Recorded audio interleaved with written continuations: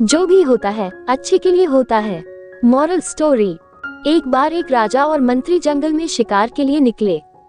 रास्ते में कुछ झाड़ियों को हटाने में नुकीले कांटों में फंसकर राजा के हाथ की एक उंगली कट गई। राजा को दर्द हुआ। इस पर मंत्री ने राजा को कहा, महाराज चिंता न करें, जो होता है अच्छे के लिए ही होता है।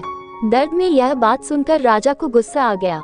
उन्होंने तुरंत अपनी सेना के आदमी बुलवाए और मंत्री को महल के जेल में भिजवा दिया और उसे कारावास में रहने की सजा सुना दी। राजा के आदमी मंत्री को ले गए और इधर राजा जंगल में आगे बढ़ा। आगे जाने पर कुछ कबीले वालों ने राजा की बलि देने के लिए राजा को घेर लिया। तब कबीले वालों ने देखा कि राजा की तो एक उंगली कटी हुई है।